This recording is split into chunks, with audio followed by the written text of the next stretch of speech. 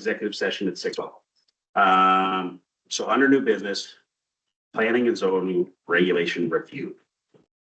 Right. Well, the one thing, to figure out there is, we have to, lots of planning.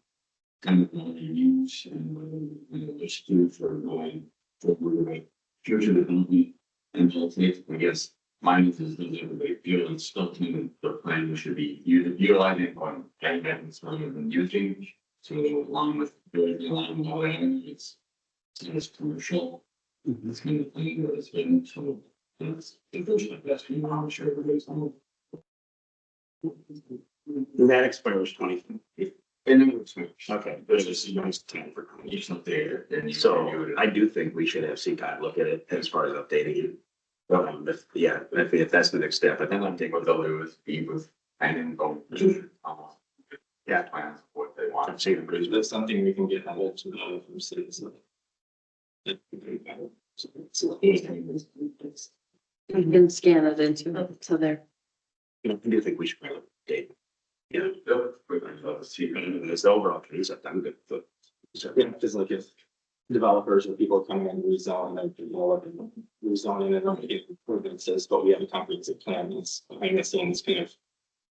With our decisions, it'd be nice for developers to be able to see that. Yeah. People that kind of information, So does, getting that online. so does that mean that, are you saying that we can't change it? You know, like we did have some, oh, okay. We didn't change it, it's just guidelines. So if somebody says that, we can look at this is what. You know, what, if you think it's in future, if we get to the east, it's. East of the place, it's kind of some. The board to be residential and it had, anyway, yeah, commercial style.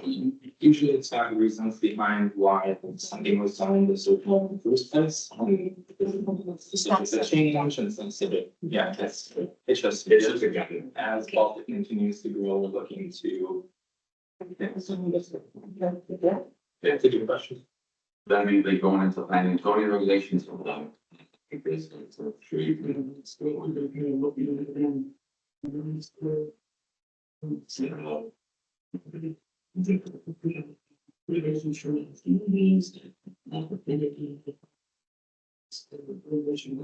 Just seeing if anybody's talking, they would think, man, look at possibly changing, because again, this is just a discussion, because then it would have to go through formal processes of getting posted, advertised, and having hearings. So it's just what is CCOG think then for that? the night. Trying to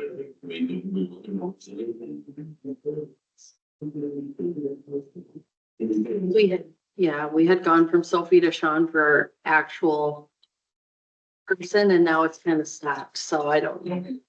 He's got all the information that I don't know if that's, I can find out. What are the other communities in the area? Have you looked at the other communities? Yeah. What are you thinking? Yeah, I mean, everything is way, do you, I mean, just wait for you, like, pretty basic, some good lines. See, looks. To your instant structure, I think, and 3 pages, I'm just saying, there's sure.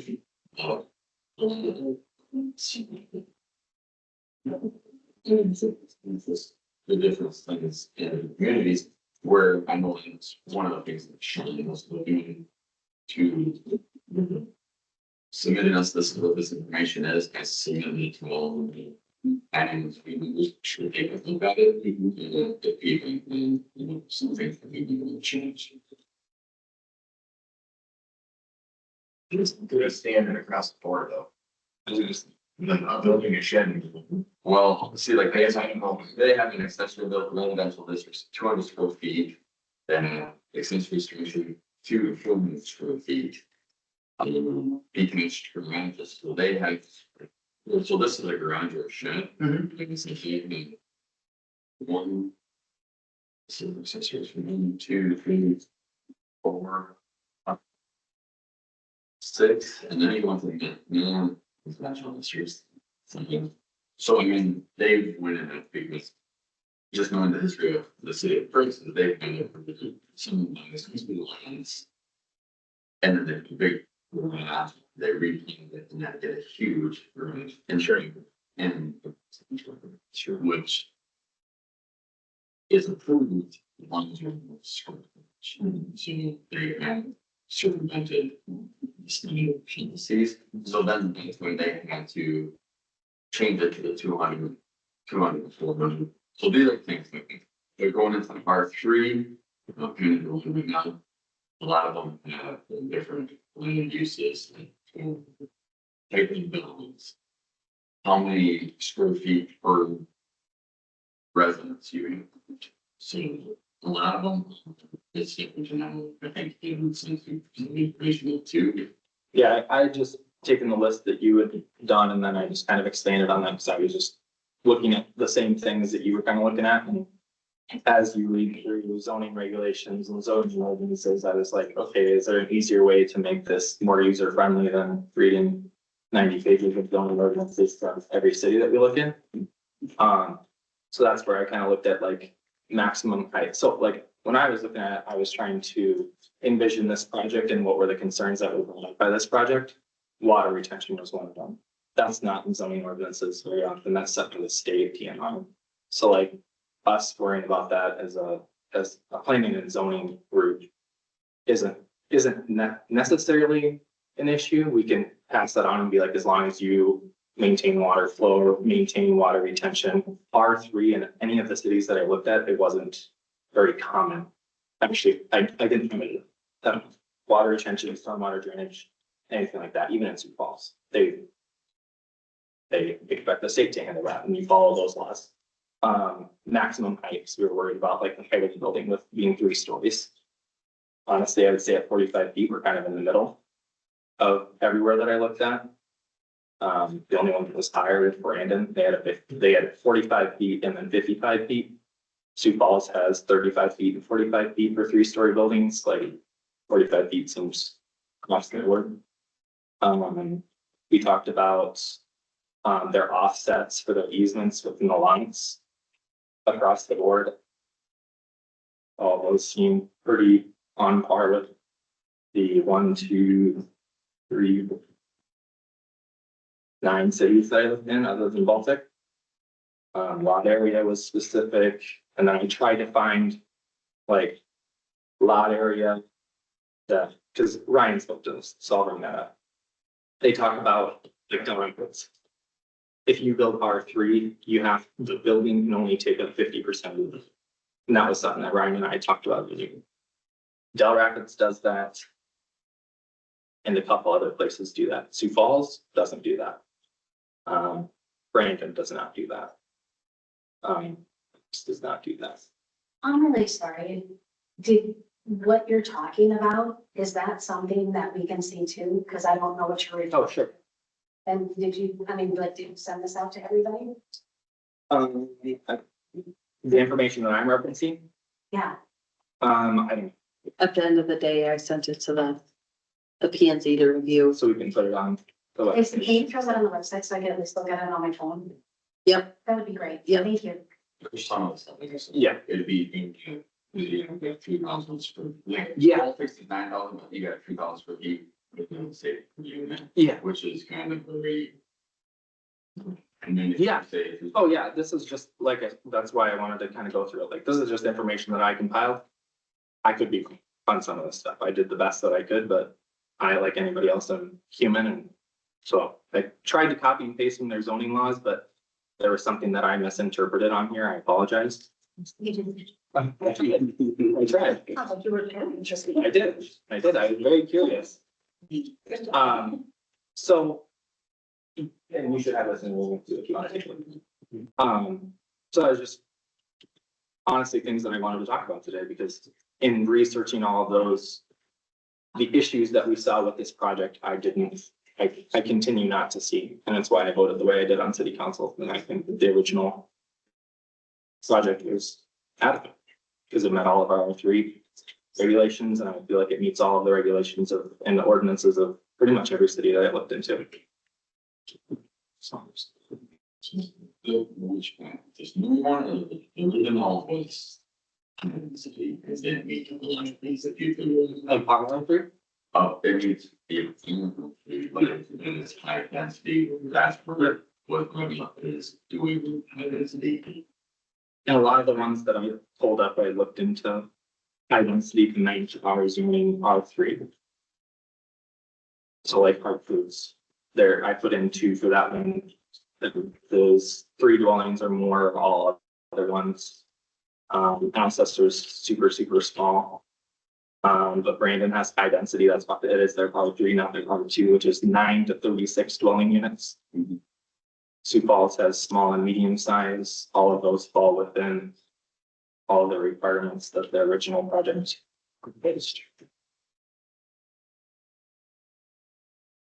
It's the same thing, 9 to 12.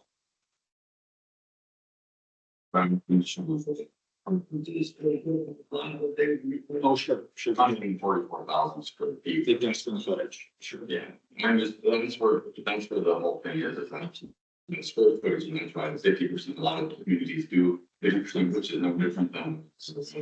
You can't build any more than 50% of your property with man-made structures. Keep green space, keep it in another station, so a lot of them either do a restriction, square footage per unit.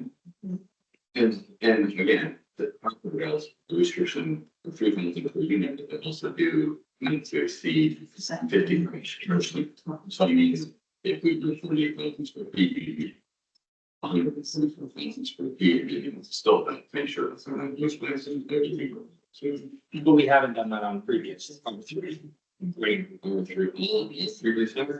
Our current R3 doesn't, right? It does, but I believe, concrete that if we do, it's things that it's 50%. I mean, being anything now because everything needs 50%. It's like current rentals in town. Like the ones up on the hill by the school. They would qualify that square footage. But that's just glance now, even when it's using Jimmy, it's not like pulling the same. It's just quickly doing Jimmy, it's trying to get a point. So. Me first. Because again, we don't want. Right now, we want to have. So if we were changing, then we'd have to make sure that. We have any? The last one. That one's being built on right now, isn't it? No, there are one. The limits. Yeah. What's that? Yes. So there's one lot there, she proposed plan of what. The trailer court is they want to, so. Yeah. Shows. Then it would be some of the two. And we're. I just, are those units multifamily or are those single family attached? Or like, Which ones? Tom Russell Movers. I'm asking, would be that be multi-family, that's usually standards. A lot of times there is a single family. And first, so. Other than the one that he's gonna build on this last one. That would be, and then with this proposed is a feasible. So with that on that property, and that 50% green space, that be applicable. I mean, the one is. We get. I believe it only fits as like a 2 months on there. Yeah. For them to work. Yeah, and then it's, but, I believe that 50%. yeah, right. So I think you can go and build another 4 or 5 flex on it. It's not all paved out, it's, Yeah, yeah, this is, nothing's been done. yeah. So it's something that turning goes, it's just what was mentioned. I think another thing that was brought up too, just, I mean, we can go back to the square footage, but one thing was brought up is consuming. I think the 3 fits literally every city that I looked into, other than that, other cities do a stipulation. Some other cities do a stipulation at 3 bedrooms, so it's 3 parking spaces. So they go 1, 2, or 3, or they go 1.5 and 2. We're having that. Parking seem tight to me. Were the physical spaces unknown? Yeah. I mean, they have to all meet code. Meaningful space. I think I think in the original campus one was just. They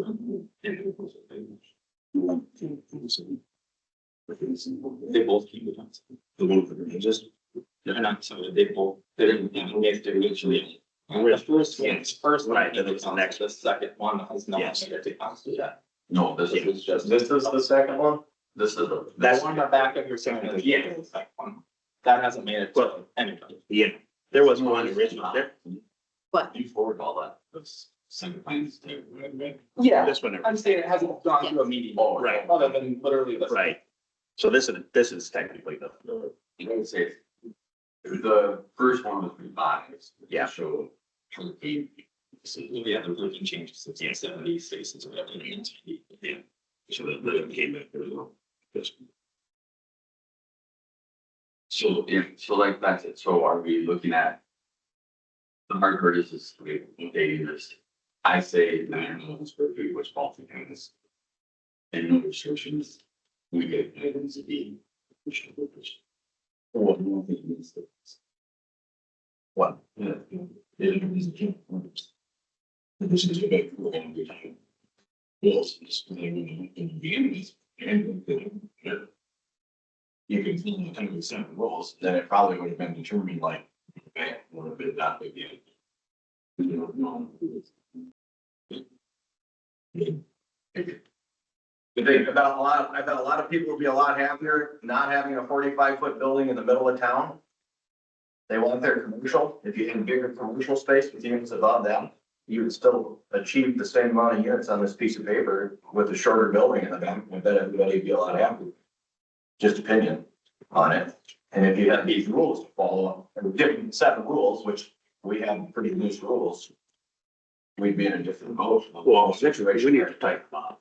I agree with that, Yeah, we need to tighten them up. We bring it up, Dave. so that there's no question moving forward.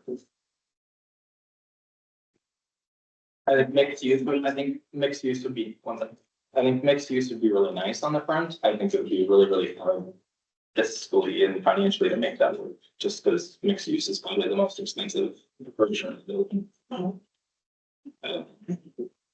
I would love to add something to that. That is definitely beneficial to this conversation. So to Edward's point and mixed use, when you involve mixed use and you put commercial on the main floor, and as it's stated in the ordinances, commercial has to be completely the entire main floor. That requires ADA if you want residential above, which requires an elevator. So if you have 45 feet height and you require commercial on the bottom, that only gives them 2 floors of apartments with an elevator. If you put an elevator in there, you're slapping on $100,000 on every building right there. If they were gonna do sprinkler systems. Yeah, I'm just saying with Yeah. commercial, like you couldn't do a wooden structure. It's also going to ADA anyways. This, You have to get compliant in ADA. The difference. on the bottom floor for an apartment unit, you wouldn't put anything else. So what you're saying is, Oh, I got you're just saying that you don't have to worry about ADA. Main level. You don't have to worry about the. In mix, if you did mixed use, you have to worry Yes. about ADA, because it's That's just the commercial biggest thing space. working. Mhm. Because If you do get for, you just put your ADA on the bottom floor, all of your ADA units are there, and then you don't have to worry about that. So like if you did commercial on the front, but you would allow residential in the back, then the main levels could meet the ADA requirements. It wouldn't require an elevator and then it would work. And so that's not how it's written. Limited commercial because it, Whose rules in Yes. states? The ADA, the elevator, that's states. Baltics, on what she was talking about is if you choose to do mixed use, that you have to do the whole bottom floor, not just partial. So like. Yeah. if the- Oh, that's what I Yeah, did. the developer would come in and say, can I do the front corner and one more unit or suite next to that? Because that's what I've got for businesses that are interested in this property. Can I do that? No, you have to do the whole bottom floor. So that's why where analytical is, they're okay because the existing structure, when they went in there, had an elevator. And they are commercial on the main floor and the basement, and they are residential on the second floor. I think there's some.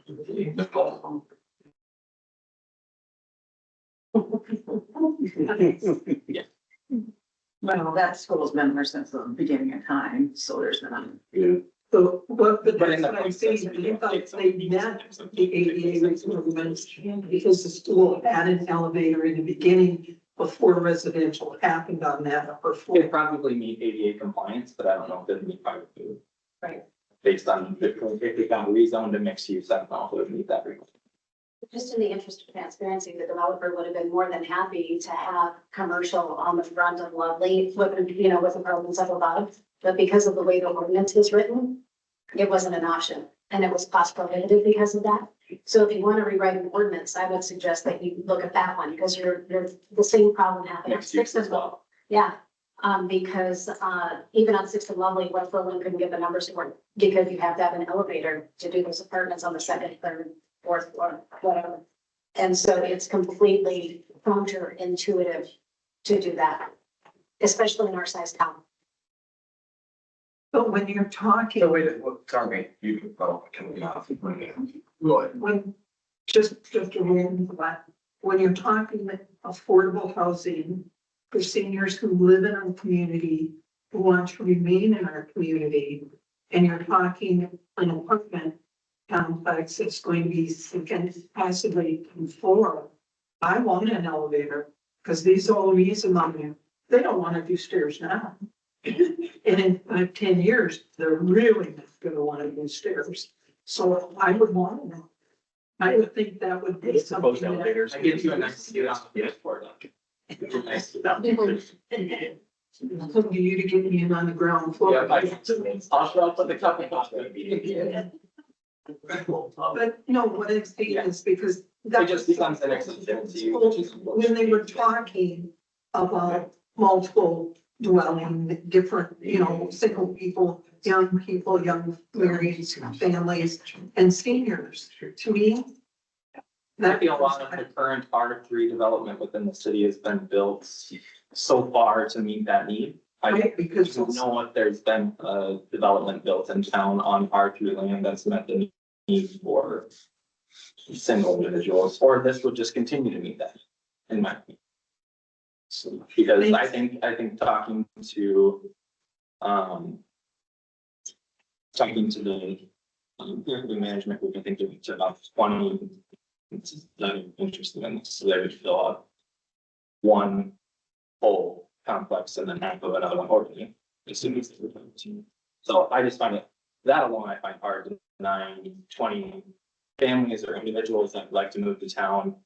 The financial implications that would have for the city and for the school and for all of those additional students that would come in, I just think it would, that outshines minor things like sewage receptacles.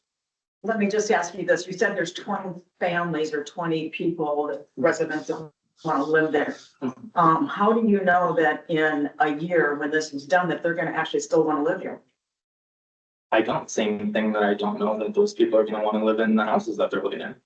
But if they wanna move here, I would, it's our civic duty to provide an opportunity, right?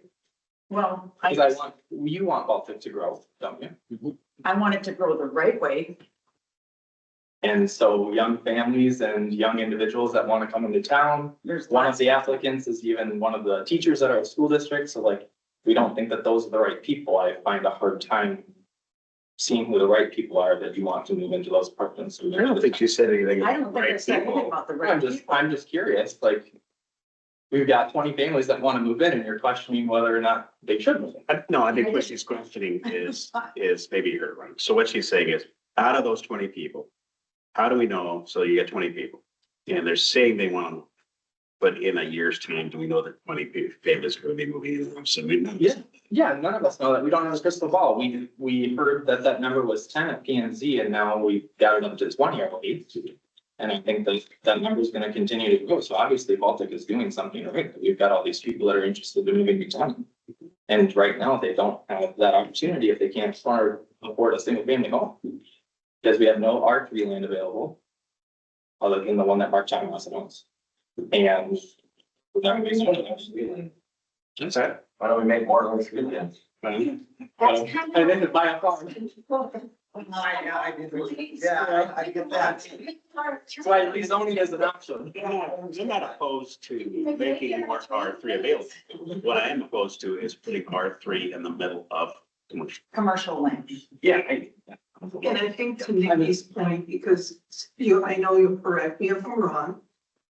What you were saying is, we're not cherry picking the people. No, We Yeah. just want to build the multiple dwelling places correctly so that they don't become a problem later. Because let's face it, we've all been through that mill. We don't need to go back. Right. And that last editorial belongs solely to me, but I think Nikki meant we want to build, but we want to build correctly. It's like I said at the last council meeting, I'd love to have apartments, right? But I want them in what would be considered the replacement, right? And right in the midst of our limited commercial area. Just doesn't feel right. And even looking at the revision plan here, I'm gonna call this 80-20. This is at 80%, this 20% commercials, right? So to me, that still isn't kind of meeting, what we need. yeah, what we need as far as what that zoning is, would be on that. Can you unpack that a little bit more? Because this is the first feedback I've gotten. Sure, yeah, I mean, I'm just looking at the, Mhm. and I'm seeing big apartments big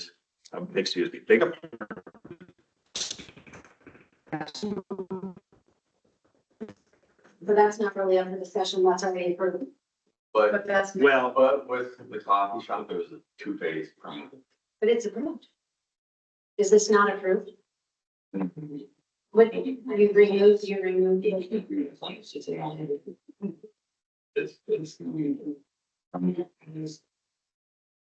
It's completed in the building. Interesting.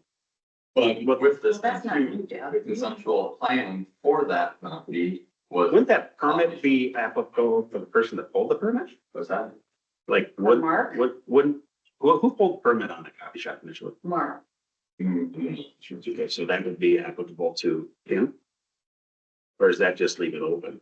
No, it's moved, there's. Doesn't matter, because it's not. Well, why wouldn't we use it the way it was built? It's all sitting right there. The connectors are there, the snake map is already there. It's already there. Why would we rip that up and put something else behind? Well- Because it's all, what it would be planned is because the new facility was approved because it was part of a two-phase project. We can future facility behind it. So if you look at the concept.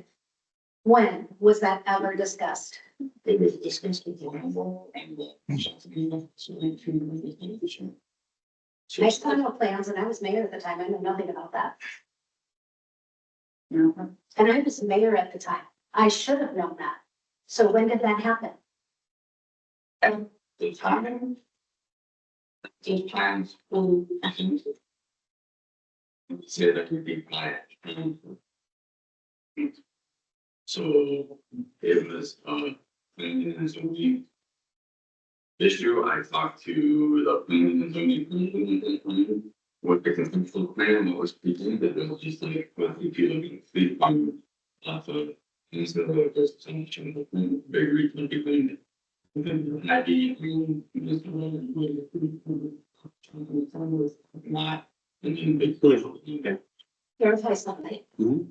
Your maintenance supervisor took it upon himself in the scope of his job to determine his own idea of a conflict of interest without consulting the council and withheld information from the CEO of Bolton.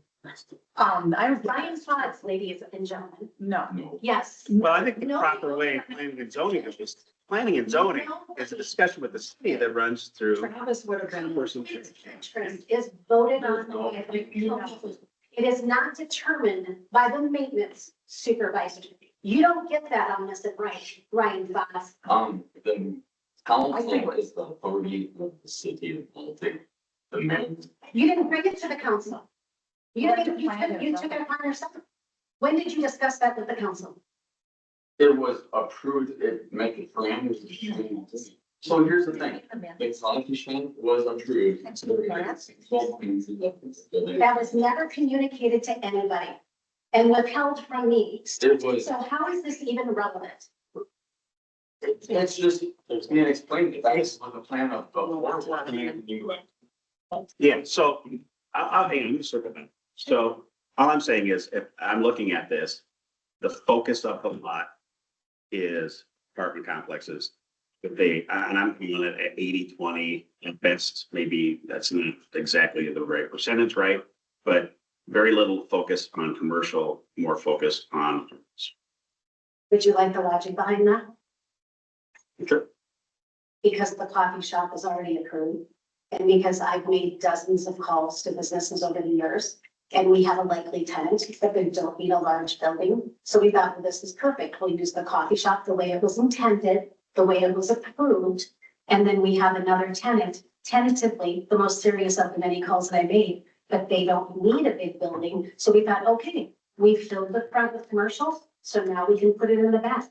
At that point in time, we knew we had already filled the first building and we have very big parking requirements. So then we thought, well, we're gonna be halfway through the second building, so we need to put that there. Again, we got rid of the garages because there's no room now, so now we just have parking spots. And so that's why we have the adjoining parking locations, because that way the businesses and the residential could share. So we were even planning for overflow parking. So I appreciate your concern about 80-20, but the thing is the apartments pay for the commercial, Brian. Sure. But But it's So what not, do you want? You it's want not residential, you yet, want yeah. 50-50, what do you want? Well, No, we're trying to find a right- solution, Nikki. right now, I guess what I'm looking at is the focus of that lot, right? In the conceptual plan of the city Mhm. is commercial, right? What's presented here is not a focus on that. We need the apartments to make the commercial work. It's a financial strategic decision, and it also. But that's really not, that's not our problem. that's not really a concern of the You're city. 100% correct. You guys can decide whether or not you want this R3 or not, but here's the fact of the matter. These developers have their real estate agent call every landowner in town that had available land. Mhm. Okay, every one of them. Guess who called back? Aesop and Tom Rossett. The only reason why we're talking about this lot is they're the only ones who wanted to sell. That's why we're talking about this. Also, those lots are 300-foot deep. I've been talking since 2021 with different land developers about that lot. And the only way you can get commercial to work is if you tip it on its side, Mhm. which is not exciting for anyone who owns a business to be down 300 feet with their storefront. Nobody wanted that. Nobody's interested in that. The builder didn't want to build that because it didn't make sense. And we couldn't afford to do mixed use because elevators. So this is what we came up with because it's the only way we can give you commercial. You can say pound sand. You can say, we don't care. We don't care. We don't want you to have apartments in this land. You absolutely can do this. But here's the deal. We got 20 applications of people that want to come to Baltic. You have land that's available. You have a developer that already has an approved loan ready to put shovels in the ground.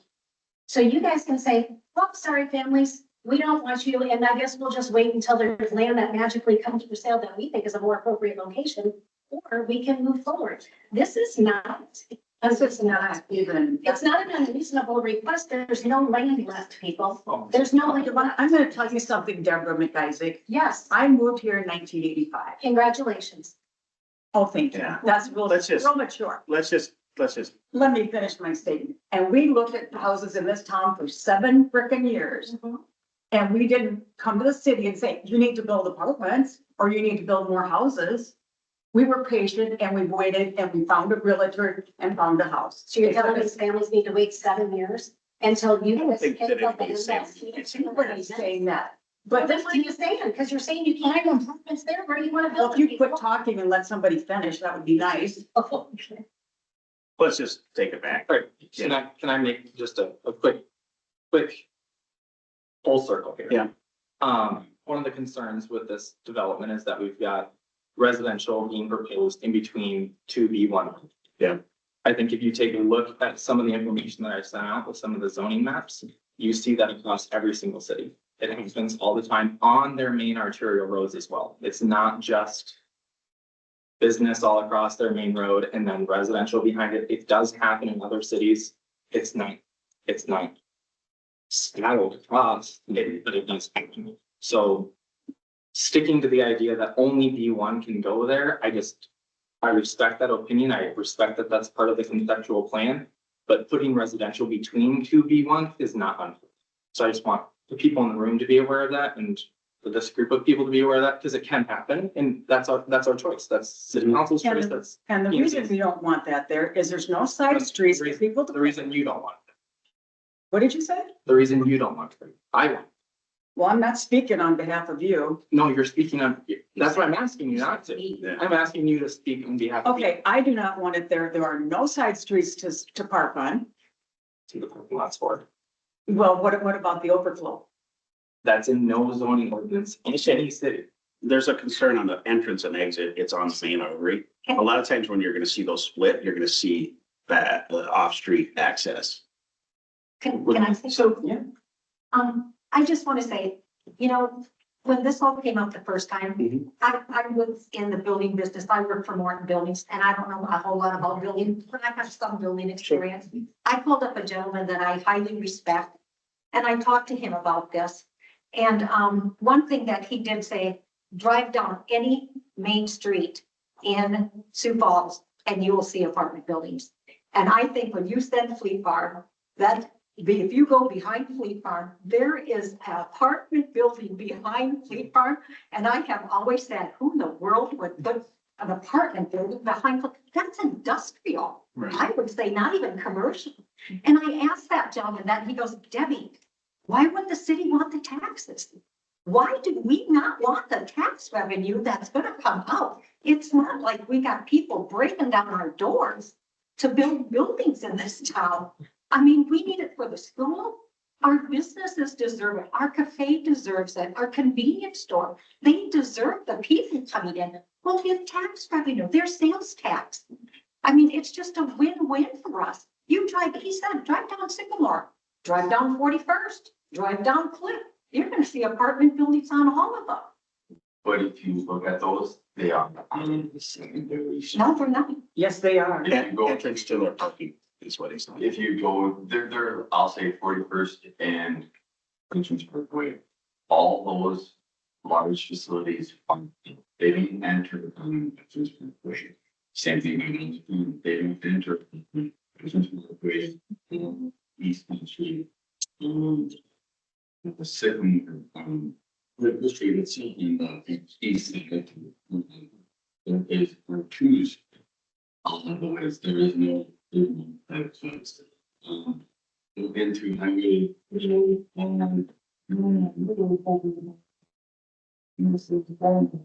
and 6 units, they have access off the secondary. We do have an extra lane there. Yeah, There is a lane there, but it's not.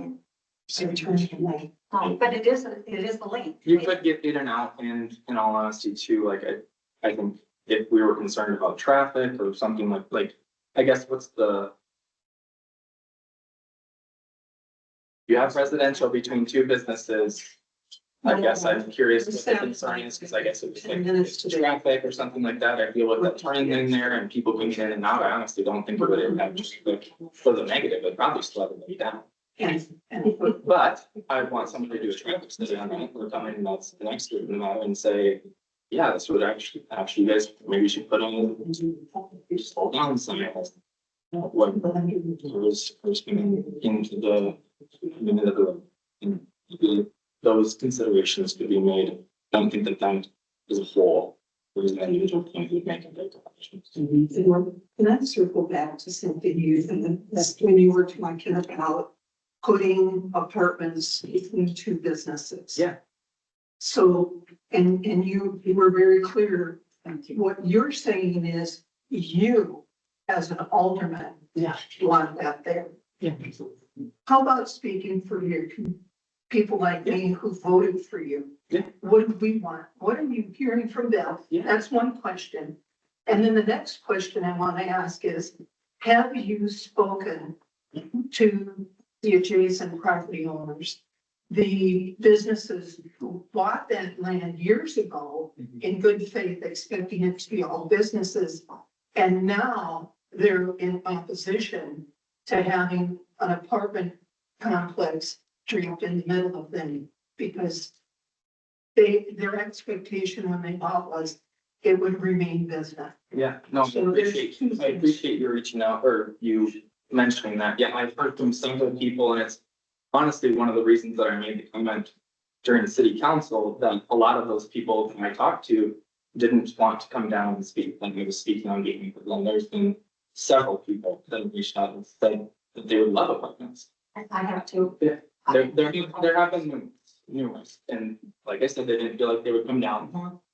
As far as the businesses are concerned, I did talk to one of the two business owners. They had similar concerns to what we had brought up during P and Z. I talked to them later on, followed up with them on, ideas that the developer might be proposing moving forward. And they came to the same conclusion that, yep, as long as these people don't park in our parking lot, I think that would be, if we're for this project. I also talked to Justin Goff, who might be mad at me for saying this. I'm gonna read what he said. Baltic is a family-friendly, beautiful community that should be shared with anyone looking for the small town feel. One thing that I feel Baltic needs more is affordable multifamily housing. This was before P and Z, I apologize for bringing this up then. Would be for any future developments, plans to be open-minded to both multifamily and commercial needs for Baltic. Multifamily housing will help our population grow and help disperse some of the tax burden we're currently seeing. The proposed investment being discussed tonight has views on both sides. I see the perspective of both viewpoints and respect all opinions. However, I feel this investment is worth considering.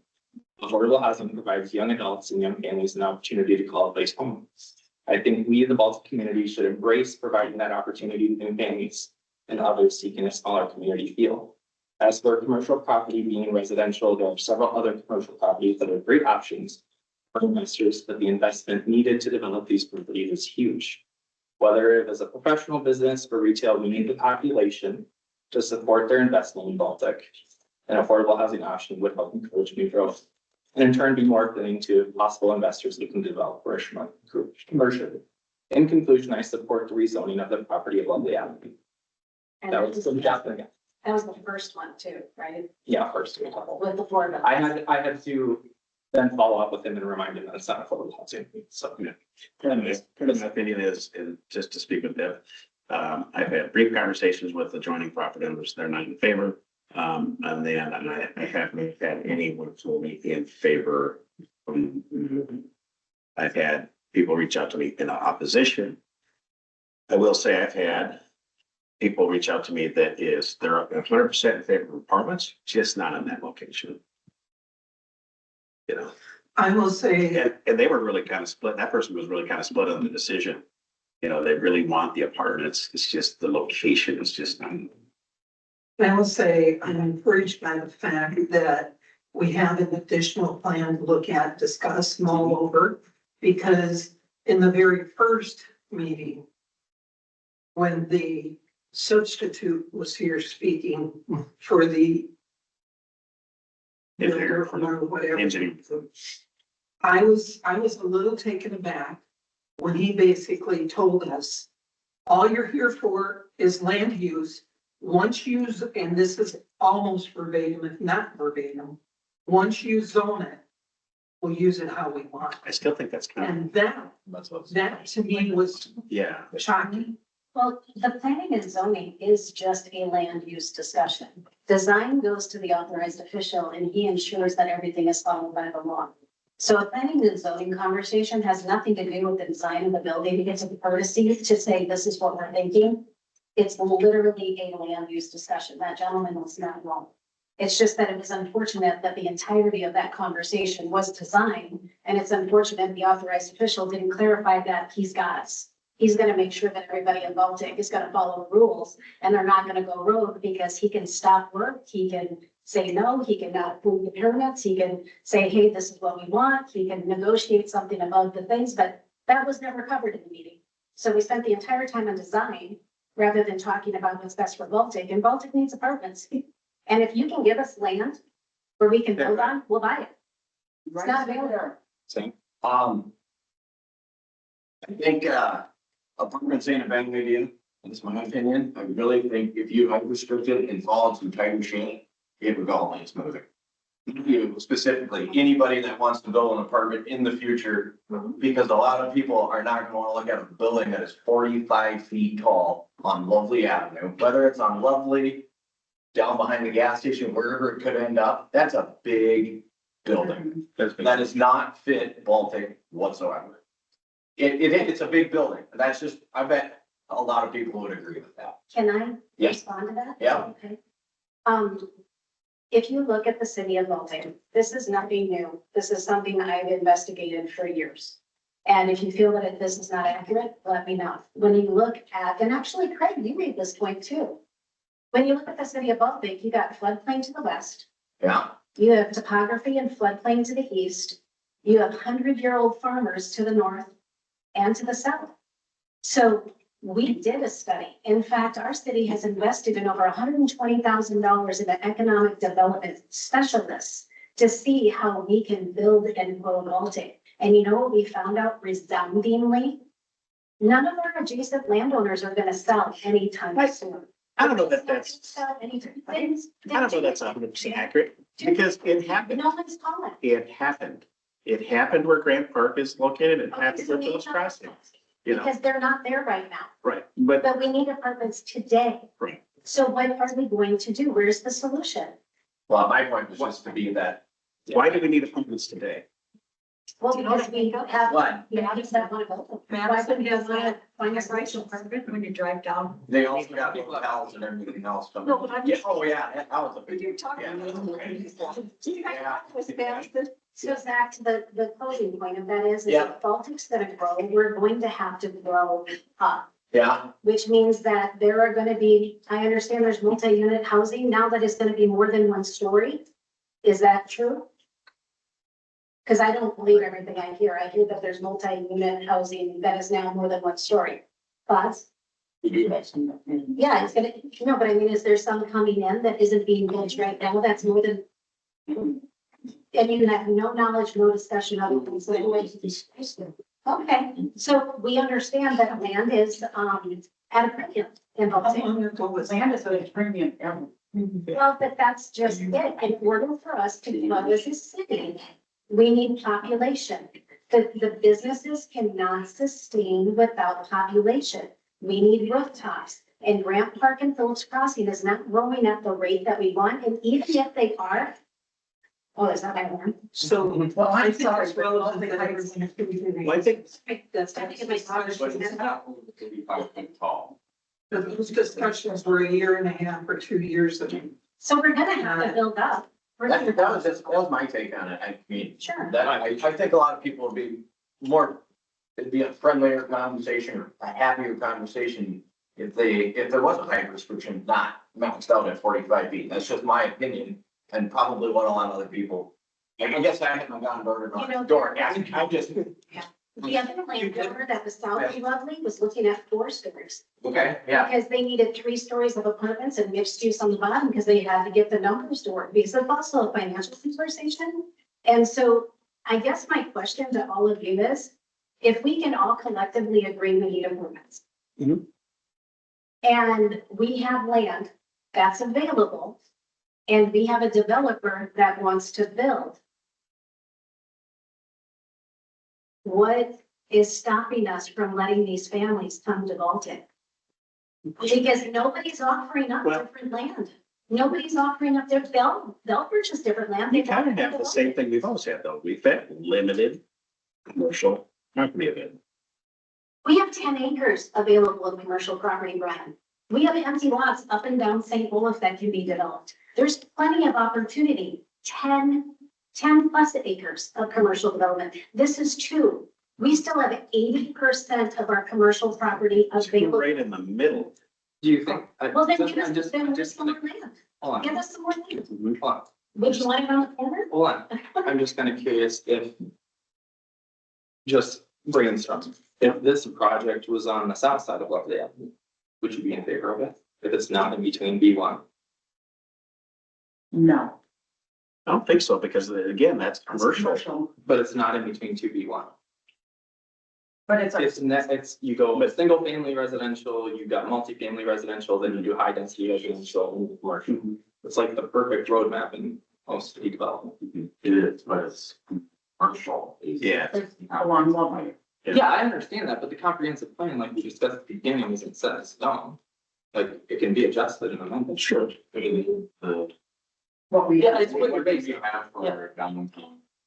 Future development. And I agree with you, Ryan. I would be 100% on board with that if there were a ton of businesses coming into town and being like, can we get commercial space developed? But that sign has been up in the corner of Lakeview for and nothing's coming up. You know, I wish that there was more businesses coming into town because that's sales tax dollars for the city. Correct. Hopefully more people coming in, but you know, I just, Well, I can tell you that it took 20 years to get Baltic Heights to the place where they were going to expand. I don't know why you think this happens overnight, because it doesn't. I never. Valley View. Overnight. Valley View is the same way. It took 20 years there too.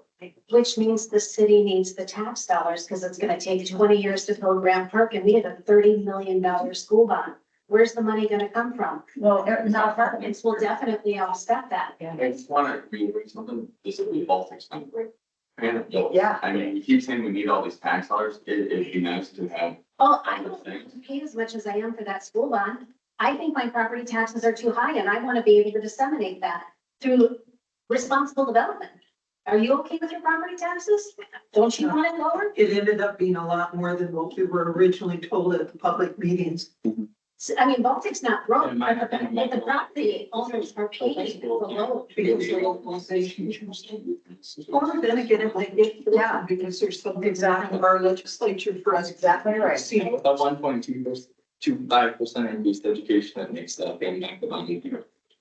So Edward, didn't you do some math about how much, how many tax dollars that would be for the school?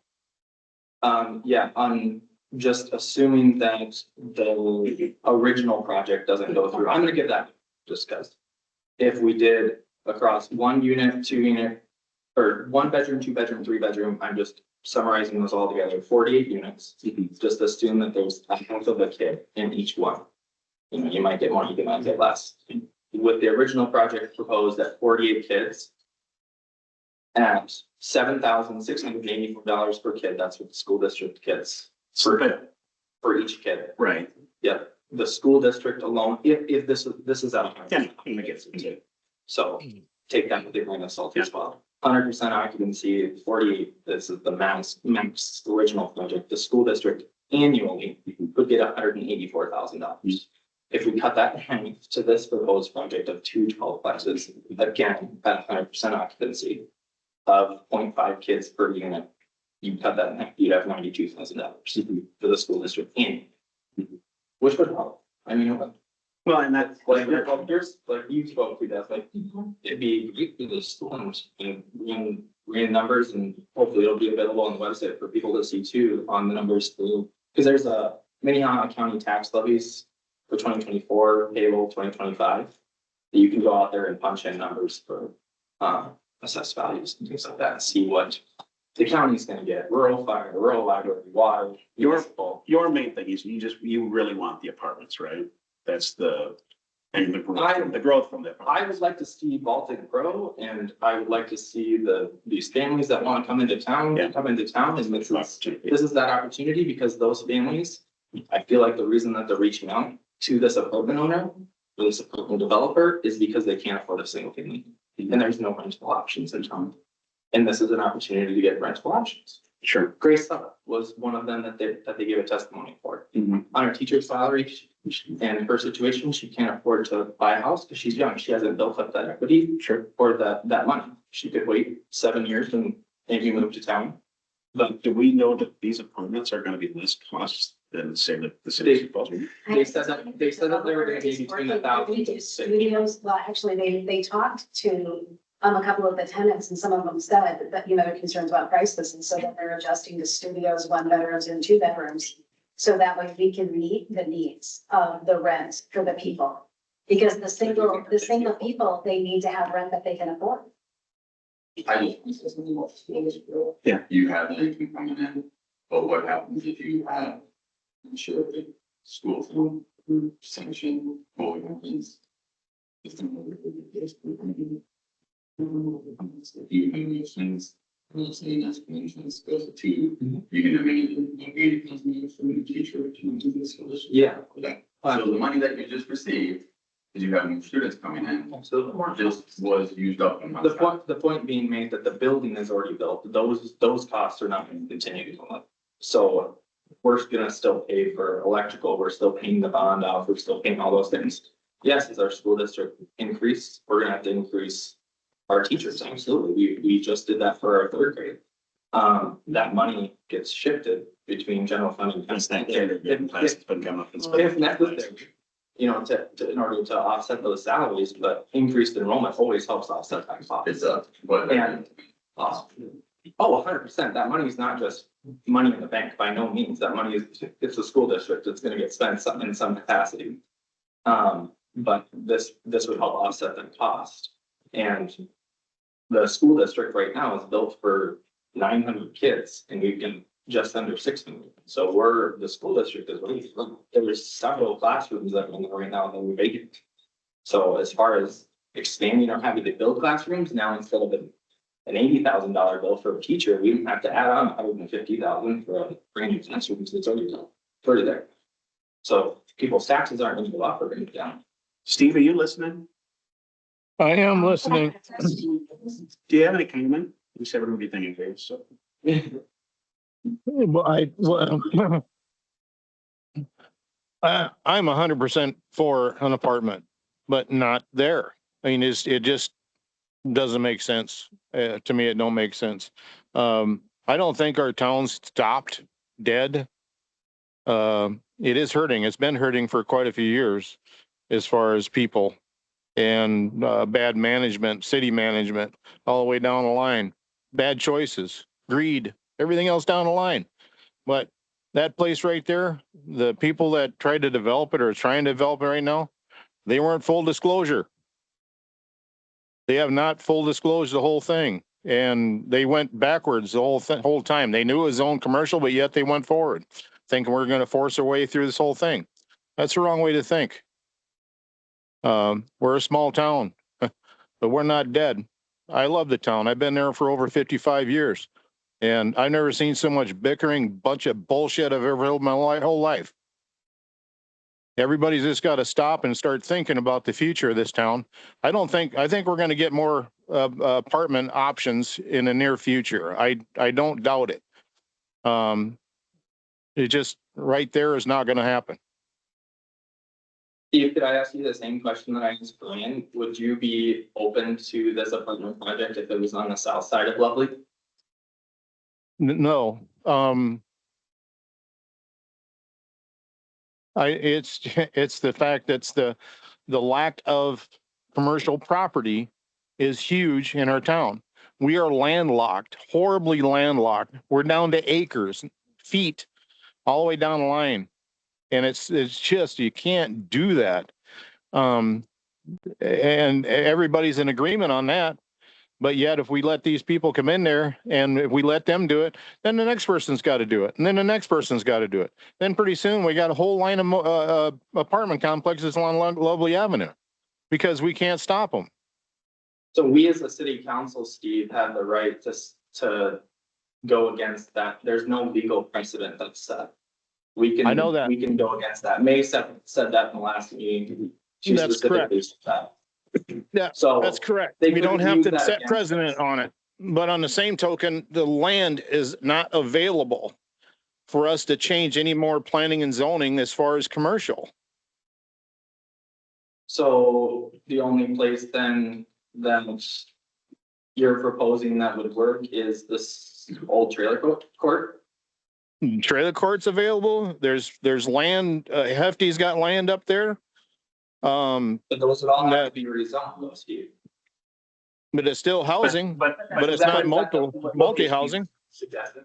What's that? I'm just curious if that's a location you suggested. I'd say that makes sense, right? Just like in Valley View Edition, how you've got all the multifamily units there, it blends in nicely. That's why I asked on the Yeah. south side of Lovely, because Yeah. in my. Yeah, so on the south side of Lovely, like when they had the person looking at on the corner of Sixth and Lovely, I was all in favor of a multi-purpose, multi-use room, so you. You just gotta get those people to sell the land. They don't want to. And that's why this developers But I, on this project, because this is the only land that they have. right, It wasn't for lack of trying. It wasn't for lack of phone calls. Mhm. This is what we have to work with.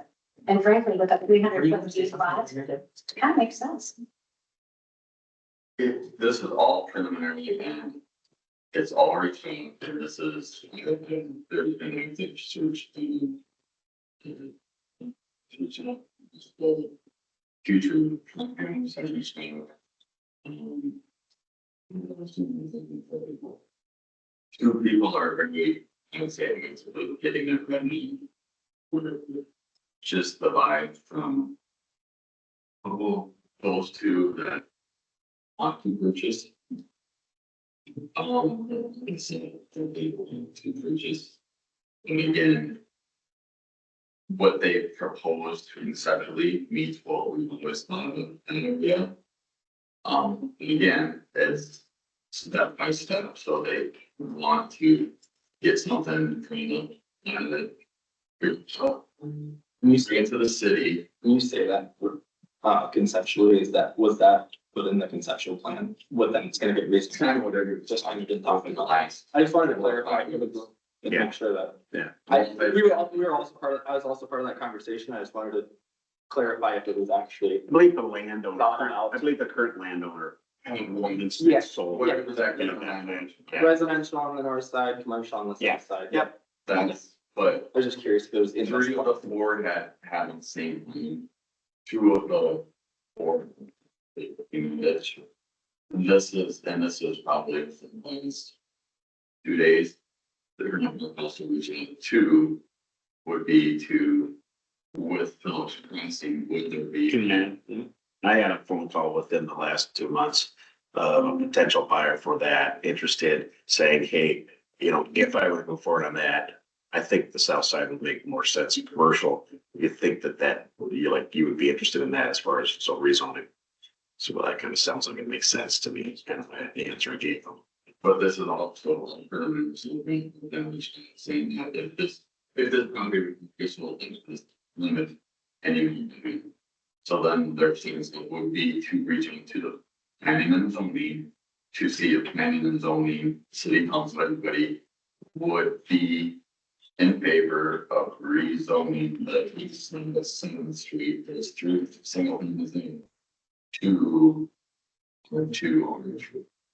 So it's all for, so I mean, So there is land available with potential to, well, it's, Any, they have, residential, you could rezone to. Right. R2, R3 business if you want with it. but that's just, like I said, but I'm sure people looking at it.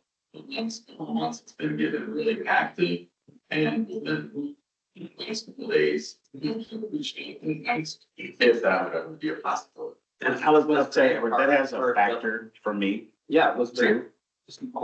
Can I just, answer? Was Grant Hook of Phillips Crossing added into the conceptual plan once it was annexed? Grand Park is in there. And land was within the consensus. Just conceptual. Or in the comprehensive plan. that- Yeah. It's in there as R1. Okay. This is, and when I say Grant Park, it's talking about the Phillips Crossing edition, not the Grant. They really want to keep that as single family R1. Or Phillips Crossing. in Phillips Crossing, they would ask, or come to, and they want, it's But neither one of them, but, sorry. That's not on here. Phillips Crossing Isn't it? What's in the covenants? Can they even do that? That would be Well, a, it's different than what B1 going to, should be, it's not. Is there covenants for B1? That was agricultural until it was changed to B1. I don't know if there's covenants on that land. But there's definitely covenants in Grant Park and Phillips Crossing. I know You there have to isn't. follow the covenants. Then they would, but then that would be probably to when they come to the city and, yeah, and zoning and go through the steps to see if it's. Yeah.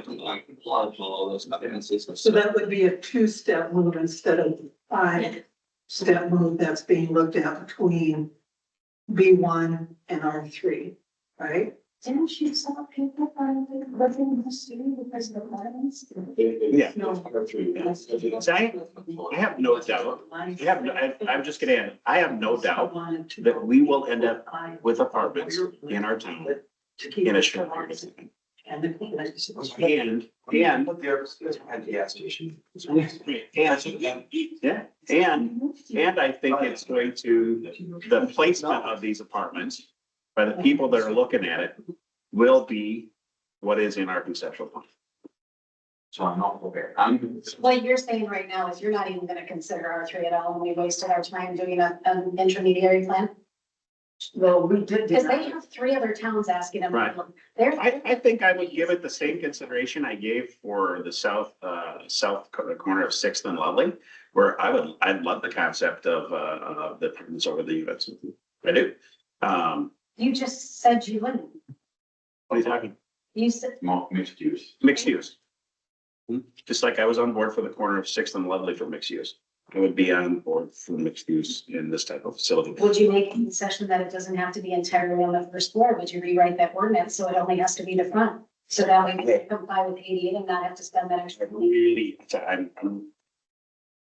I'm just asking. yeah, I'm all about solutions Yeah. for people. I didn't come here just. to me, I'm in favor of main floor commercial.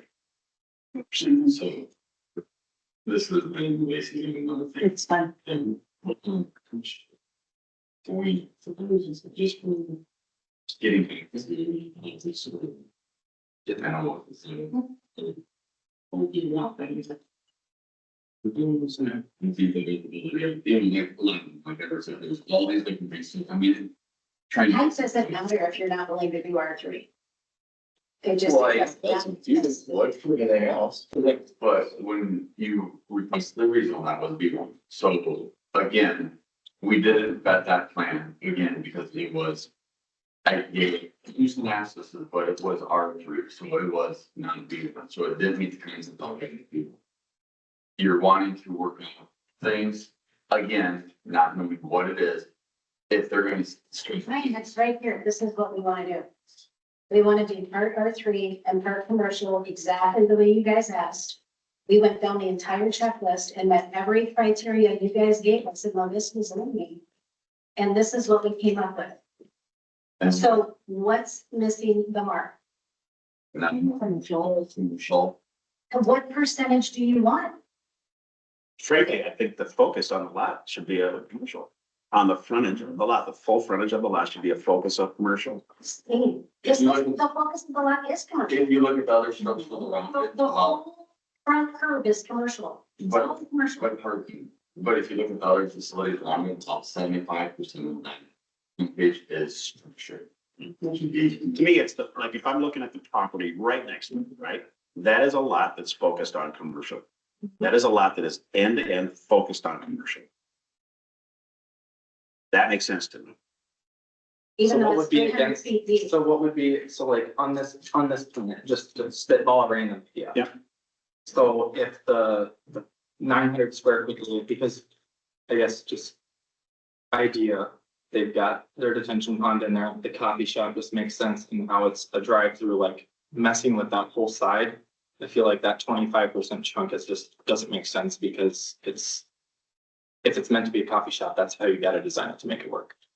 But if they took the 900 square foot space where that other commercial space is at and did partial mixed use on the bottom floor and did 3-story apartments or 2-story apartments or whatever it was, mixed use, but a version of that, the front side would be 50% commercial and maybe 25% more with apartments. Then you're at 75% commercial. And you got improvements up above, just spitballing an idea to see if that would meet your. I'm looking at it, to that me, would it looks meet like your- there's more physical space for parking than there is for buildings. That's because it's required by, it's required by ordinance. But why wouldn't you set the buildings back and give more? Because we needed a detention pond. No, I think it's because the focus is on the apartments and you need more space in the back of the lot for the apartments. I gotta be honest with you, we didn't touch the coffee shop. We figured that's a done deal, so we didn't even touch it. We were brainstorming the other side. Mhm. And it only requires 2 parking spots for commercial for every 300 square feet. And I don't have a use for all the people that I've called. I don't have a use that's more than 1,000 square feet for the building. And I think you guys would be very excited if we can get this deal done. I don't think you're gonna be disappointed any more than you would be disappointed that we're bringing a coffee shop. It's just unfortunately, it's not sustainable on its own. We need the apartments in the back to make the math work. And that's really the reality of it. But if you guys are like, we don't want apartments at all, I just need to know that you guys aren't even gonna consider it. Cause we are trying to meet you in the middle. It's also, it's also a land use thing too, like what you had proposed, I'm not sure if we look and take to a developer, but that you have commercial down different direction to make use of the whole piece of land. So you feel like they're utilizing the whole piece of land and that's why there's it's on use. If they didn't want to, they could do commercial similar to what it is on either side. Right. Or you'd have to have a different I mean, business. we could put a Morton building in there and have a storage facility. I mean, look at the use we have now. We have a Morton building with a daycare playground in the back, and we have a Morton building with a fence and storage. Is that what you want? Do you want another Morton building with fence and storage in the back? Would I you be like happy Morton with- buildings. I'm very fond of I think Morton that was- buildings. I got a neighbor who used to sell it. It's not a Morton building.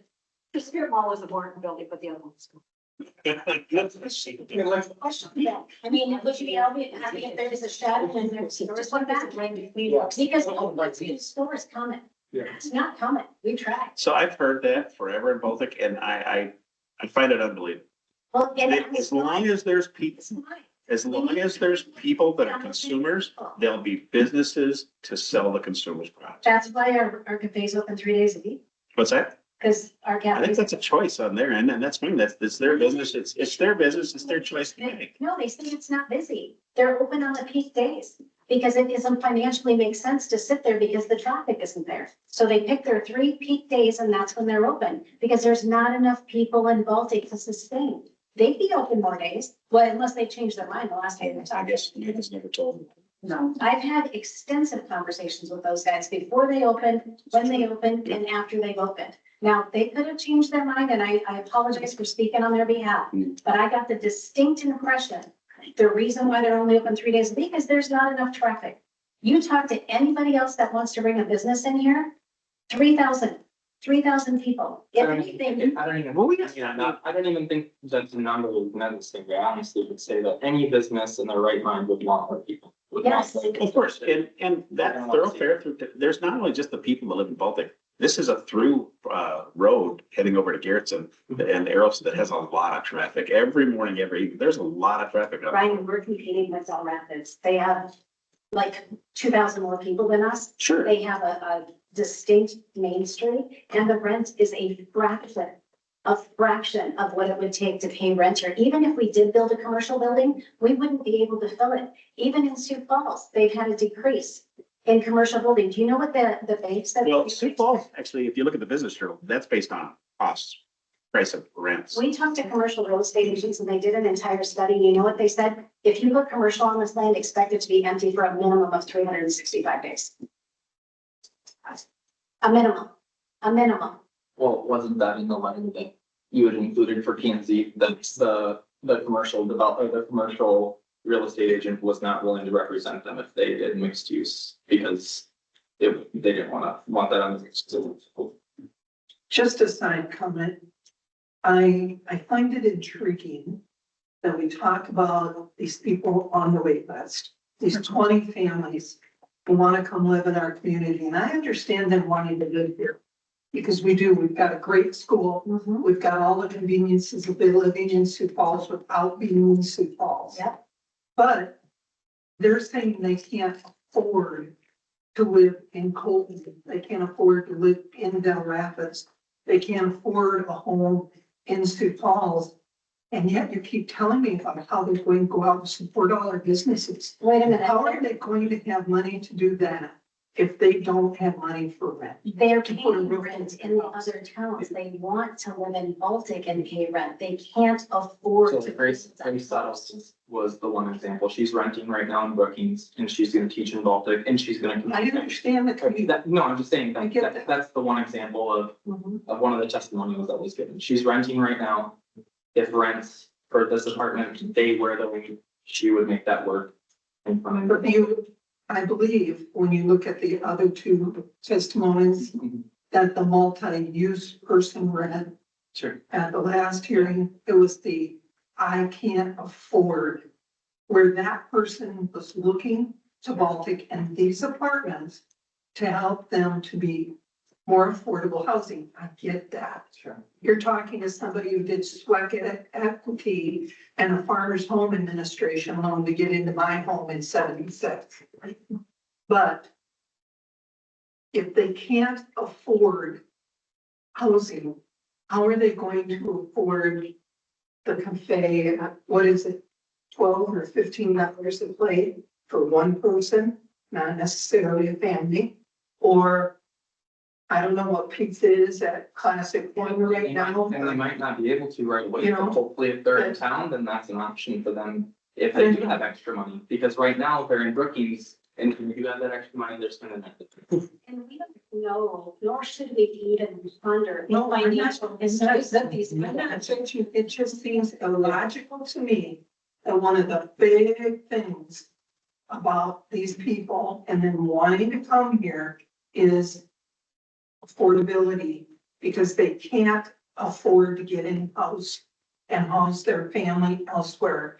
And then we turn around and say, they're gonna spend all kinds of money here. It's No, I I think think there's that- going to be budgeting I like think we there were was a supposed to be small- on peanut butter and mac and cheese.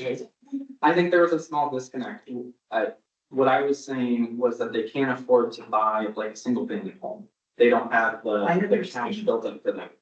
So, I think there was someone that said they couldn't afford it. you know, I'm sure that was probably said, don't get me wrong, like, they, yeah, that, I understand that too, like, you might be spending 1,200 there, whatever. But I think the main point is that they can't afford a single family home, and so renting is the option, and this would be a watch. There was also a fact that hasn't been shared tonight. When we went back to the housing study in 2021, to Craig's point, Tom Rawson did fill the required number in the report, but what it didn't take into account was the 25 residences that were lost in the trailer park. So by the 2021 housing study, Baltic is still down over 24 multi-unit housing options. That was taken into consideration in the housing study. So we're down already. We're down. And the housing needs to go somewhere. And then even if we find land, then you gotta find someone that's gonna sell it. Then you gotta find someone that wants to build it. Right now, we have land, we have someone who wants to build, and we have a need. I mean, it doesn't take, it's not even like a mathematical discussion, you guys. The apartments are running at almost 95%. Like you, even in our Section 8 housing, there's never a vacancy. Like in the blue apartments, there's rarely a vacancy. Our apartments are full. Why? Because people want to live in Baltic and they want to live affordably. This organization wants to bring affordable housing to Baltic. I'm sorry, it's in the location it's in. It was the only one for sale. And that's That's really not the true. truth. That's not true. That It land is down the true. street was for sale. If It's you have the investors, only they already one- got the money to do it. Well, it's the only You one. can't keep for on sale. telling that was the only land available. That's a bunch of crap. And the reason the housing is stagnant because you end up screwing out the Grants Crossing and everybody else in that settlement. That's the only reason them housing stopped up there when you were mayor. So you got to call it bullshit. I have no idea what he. Why would they buy the property? Without checking with the state. Yeah, just without even, like, why would you spend 300, whatever they spent on a piece of property that they didn't even know they could do this? I guess they thought that they were gonna believe in the logic and common sense of the city in Baltic, that they knew there was a need for apartments. The housing study pointed to the need for apartments. There was 8 other, if not more, acres of viable commercial property. It's 300 feet deep, so it's not really an ideal commercial property. The south side is way better suited for commercial because you want a front. And so they said, let's try it. What we didn't expect was the scathing reception. That Well, was- when you go, so when you try to do what we're doing. So you. I can tell you if it was my money. You know, that is an ideal situation unless you're doing business in a small town. Because if you're going to do business in a small town and you have a real estate agent, you know, call all the different landowners in a small town, but one of those landowners is also a multi-unit housing development person. They might not say. That would have blown the deal, right? Because if you would have said, hey, we want to buy this land and we want to put apartments on it, they would have said, oh, I don't know, that's a great idea, no thanks, I'm gonna do it. But then, That's business, Yeah. that's business. You don't have to disclose, I'm just curious, the spending. but you don't go to a city and ask for permission and say. I think that's fantastic. I think that's the. Phone calls and conversations with people looking at buying trailer, and I have talked to every person.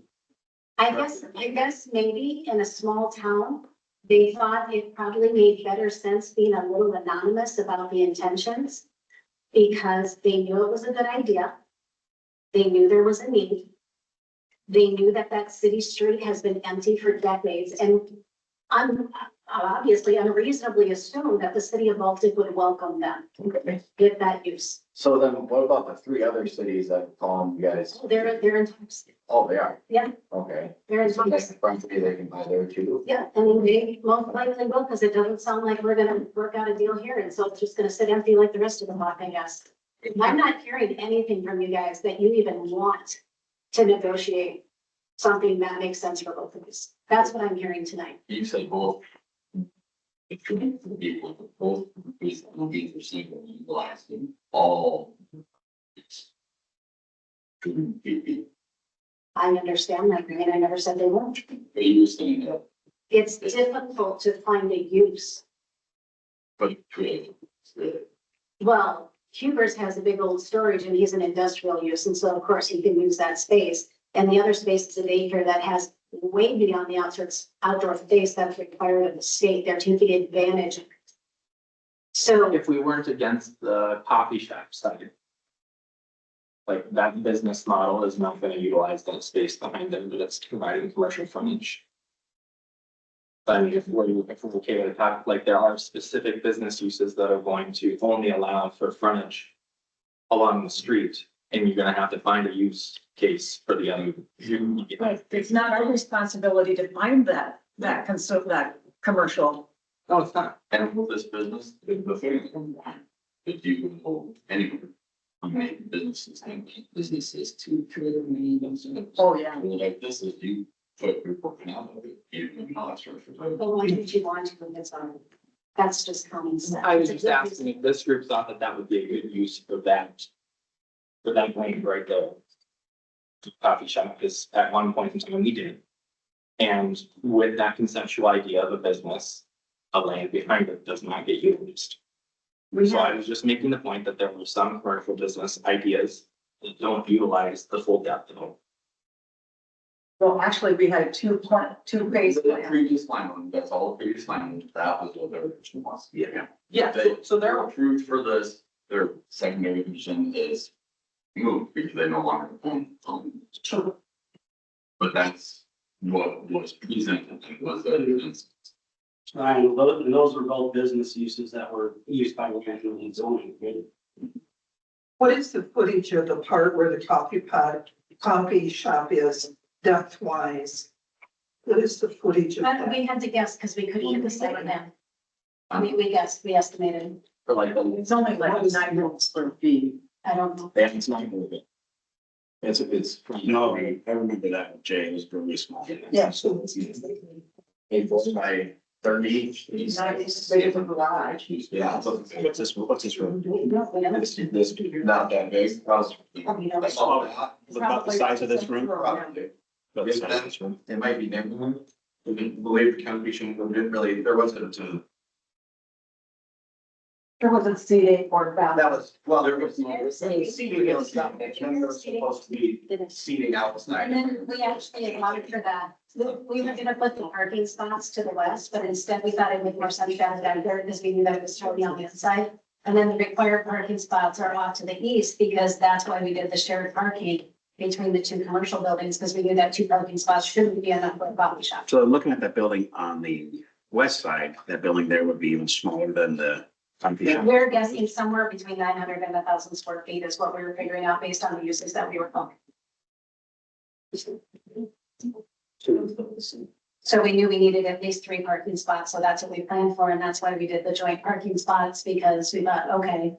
And we understand that we would have to require a shared entryway, but we didn't want more than 1 entryway because we knew we'd get dinged for having multiple entryways. So this was us taking your checklist of saying this is what we want and came back with it. And I'm getting the distinct impression that you don't want apartments at all on this land, and if that's the case, then I can go. Cause I'm not here to be my head against the wall, I want a solution. This is something it's and then. Yes. Solution, so it's to be like also anything, so that we have. Like we can create subdivision. So it's. Yeah, sure. I mean, 2 acres would qualify as a subdivision. Well, so people will be use. We have to.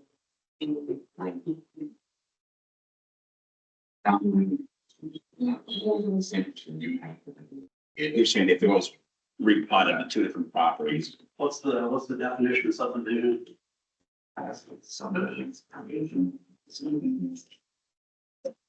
Because it has 2 different land uses, is that what you're saying?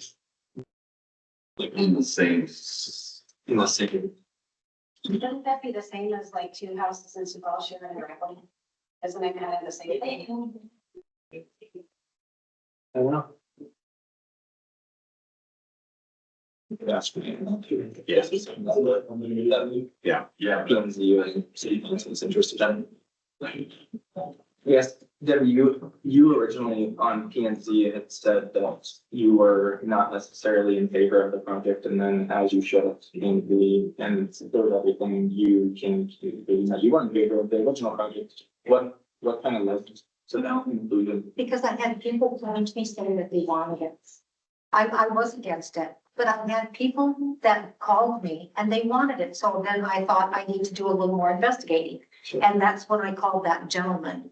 Deb, did they specifically want apartments in that location or just apartments in general? It wasn't anything about it. The thing he said to me was, when is the last time Baltic has actually had somebody who wanted to build in their town? And I said, years.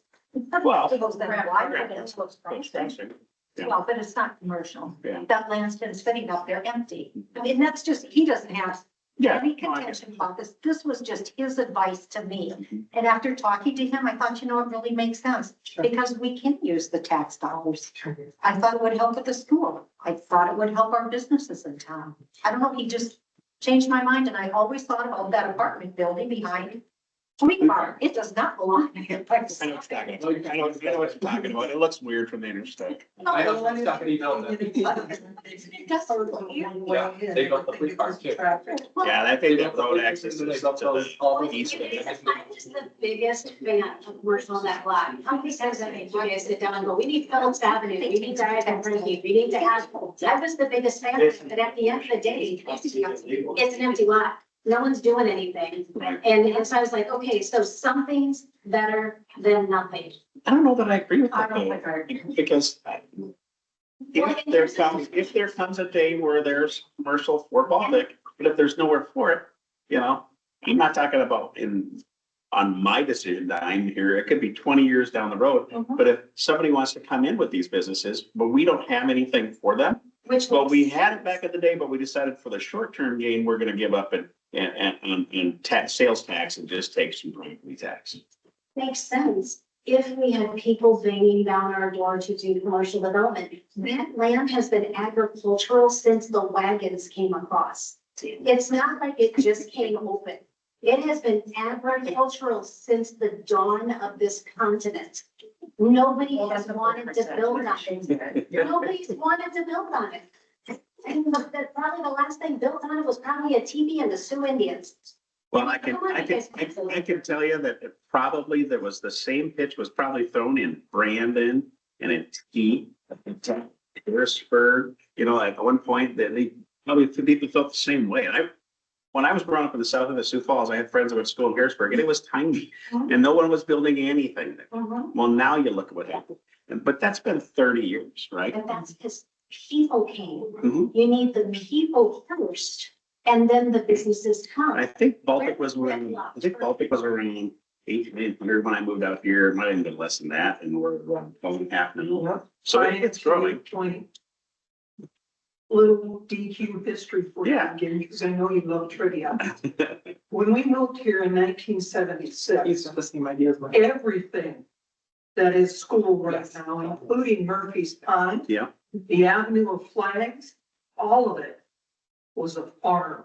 sure. Oh, yeah. There was one windmill and a pump. And how many businesses did we have? And a guy who insisted he wanted all of that zoned light industrial, because it was his property. He should be able to do with it what he wanted, and how dare we tell him he could not. Property owners on Bluffley kept coming to city council meetings and saying, no, no, no, we don't want an oil refinery across the road. We do not want light industrial. No, no, no, no, no. We want, it was a post-school site. It was one of three at the time. We want a school site. We want residential. We want light commercial on the street. We do not want light industrial. Mhm. I missed one city council meeting. And those idiots, in their infinite wisdom, allowed him a 12-month rezoning of that ag land to light industrial. But they were smart enough to put a condition on it. Since he was zoning so far over his own personal need, they told him, anything you do not improve on in that 12 months will resort back to ag land. This guy, being the brain that he was, the last day that he was eligible to improve on that land was out pounding in fence posts. Because he thought that was an improvement and he could push it past the city and he could keep that as light industrial. And when the city said, oh, no, no, that was not the intent, when we allowed you to zone it beyond the wishes of adjacent property owners, he got pissed off and he quit paying the taxes on it. And that land was bought for taxes. Oh, geez. And that land was bought by somebody who had been an employee at our school for years. I'm getting goosebumps just thinking of it. And they donated that land to the school. And that is why Baltic has the campus they have. Sure. And the land they have over there, because at the right time in history, the right people stood up and said, this is not a good decision. Well, so fun fact, on the west side of that land, that was owned by a gentleman that had come to Baltic City Hall and said, hey, I want to bring my business here to light industrial use. And they said, oh, yeah, buy the land, buy the land. So he bought the land and then he brought down his plans and City Hall said, no, we didn't really want this. We're glad you bought the land, but we don't want this. And so he moved his business to Hartford. And he does $9 million a year. And when I called him, he did not like the city of Baltic at all. Because he didn't like being told what to do, even in a B1 use, he was told no. So, but LI, yeah, you're right, because it was LI. He was furious. He was furious. But isn't Cuber's LI? Isn't Cuber's light industrial? Yeah. Yeah, that's good. That's good. I appreciate the conversation. I appreciate the discussion. I don't see anyone wanting to have any headway of trying to find a a middle ground here. All I'm hearing is either it's all commercial and we don't want apartments. I've not heard anybody say, well, we want apartments in that, let's figure it out. I'm not hearing that. So I just want clarification. Because I gotta go back to these guys. They wanted to walk and I said, let's give it another shot. Let's do another application. Let's meet the criteria that we've been given. And over the course of two meetings, give them everything they want. And let's see if we can do it. That's really what I'm here for. And I was hoping to do this privately through your May email. But if we have to do it here publicly, so be it. In my opinion, really haven't changed. So no more three at all. I have no doubt that we will get the apartments we need. I really don't want those. Ideally, I don't want those up there. Full frontage, if, I can't see it less than full frontage of commercial, where that's the emphasis with some smaller units behind it, but 3-story units, to me, what I'm seeing in here isn't changing my mind. I would agree with that. So it's the percentage. I agree. There was no answer. So Brian, Mhm. I'm just clarifying for myself. What you're saying is it is the percentage of the use for commercial that has your reservation. Yeah, So what percentage would work? full frontage for. It is full percentage. No, it's not. No, it's mostly parking and some frontage. It's required to be. Well, there's other ways to do. Yeah. Like I said, if this was set back. Yeah, I mean, I can see it. I guess. Full frontage retail, similar to what's on the east side, east of that. Yeah. So if we do a mirror image of the east side, Easter ones. what's the? So if we do a mirror image, so we do coffee shop and something like a coffee shop on the other side, then you guys would be happy. Like the strip, like the playhouse. Yeah. Yeah. Some, Yeah, some, like the add-ons. ideally, even better if it was parks above it, I guess, like the statue. of- Knowing that if they were But to they give only away need those one- parking spots, Tom? they'd have to put them somewhere else, which would probably take that green space away that's over here, correct? But that's, again, where you have to look at land use, is it being 50% or less, or 50%. Green space. You're trying to rewrite law when we have an application in front of it. You can't say, well, let's rewrite the law and then come back to that. That's not. Correct. It's not changing. It's be one right now, so. Yeah. Is talking about these so that we do not get the city in a predicament where we have no authority to control what is being developed. That's what building code is for. Well, your zoning regulations. But, For land use, yeah. that's what the zoning regulations at 3,000 square feet is for land use. And height restrictions are for land use, so those are. So what the, zoning. so would the council or P and Z be open to reducing the green space requirements for on-site water retention in order to make it a site feasible for additional parking to meet the requirements for that if commercial is added?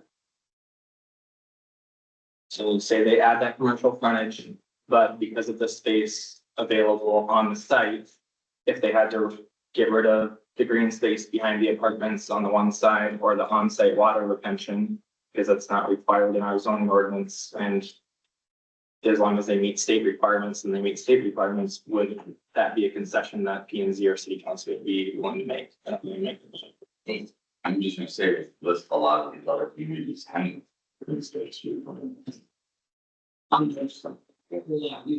So we have to have the driveway to get back to it. So that's why we put it in the center so everybody could use it, right? So it's never gonna be all the way across because we have to get to the back. When you say green space, you mean like land use percentages? Yeah. Like what Dell's had? Like either 50%, that's why some of them have. Feet, but they don't have 50% more because we're getting huge green space and including that subdivision regulation thing first.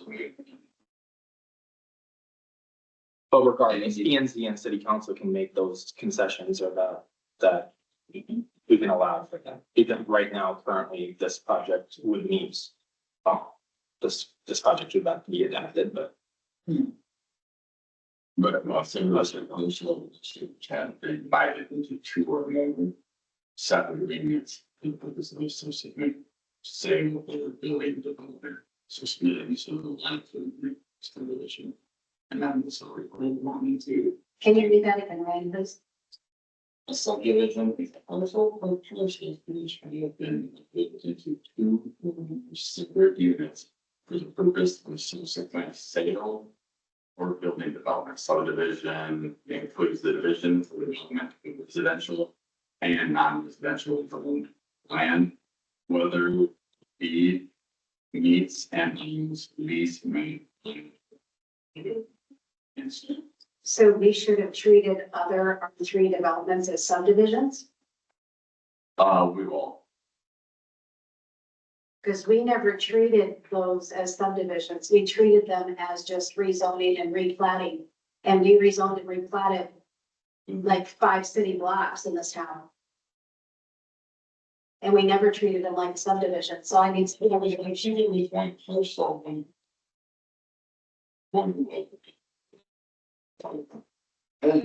it was multiple parcels. The prairie was multiple parcels. Those were, And we even split up 4th Street to take our easements back, and we connected that thing up. And we didn't treat that as a subdivision. those were. That was on your watch. 4th Street was on your watch. We took the easement off of 4th Street on M&L Construction's multi-unit property. We took that front 15, I heard about it for weeks. Because he was so mad we took it, and I said, But that was that's a already right zoned. away. It was zoned R4. So why are we discussing what's on First Street? That has no relevance to It does, because if he's saying that we have to follow subdivision regulations and we historically have not as a city, that's concerning. Because that's a learning opportunity for all of us to understand how stuff is actually supposed to be done. So I want to circle back to, And if that particular parcel's not been completely developed, which means you guys need to make some adjustments if you're not fully following the law. let's circle back to just. Is that a threat or? Right, it's only- You need to follow the law. And What is your you should treat it as such. What is your recommending, what are you recommending for planning and zoning regulation review? What, I mean, we need to update, is what you're kind of saying, we should probably update, Both of the comprehensive plan, right? What's that? going through the comprehensive. With comprehensive plan. Right. And then. Because it's about to expire. Yeah. I mean, Before it has expired. we don't need to rush anything, I just, in fact, if we do, we'll probably be more likely to make mistakes, right? Right. So, I realize that there's a developer that wants to hurt people. I realize that. But we should also take the time to do that. To discuss, I mean, I think Yeah. if everybody wants to send me what it is, Yeah, So we have a current application on the table. What am I supposed to do? when you say a current application, you're talking about the zoning that was denied. There is a No, that zoning application. application on the Okay, table. okay. There's a building permit on the table, which would subsequently become a replat on the table, so. What am I so supposed to if do? you want to go forward with the rezoning. Because it's multiple, because that would be a reason, basically, like, the building permit's not effective, it's trying to be based. And then. So we're just trying to be transparent. Email this to meet. And this is what this meeting was to meet with P and Z and city council to figure out what is the only negative for this property, so you all the square you get. And because again, if this doesn't meet, then we want to adjust it. So this is what this was, but just appealing to leave people confusing. Not enough retail, but again. When this is, and it's others to standard. It means we. Literally is 9,000 square feet. That when we require, where a lot of other communities demand is 20,000 square feet. So again. This is the right percent. We process that we what we mean with years, we can go through all these steps. But again, until this gets reviewed, vetted, So what everybody can agree upon. Won't be probably won't just go for the plan until this gets vetted. Our application's in play right now. I don't think it's fair that you require a land developer to wait until you've reviewed the laws and make any changes that you seem fit for you. The laws in place right now are what apply. Ryan. And I don't think any of these are egregious. I don't know if we're gonna. And these follow the ordinances and they follow your We checklist. can, if you want to go to the $7,000, it's fine. We can.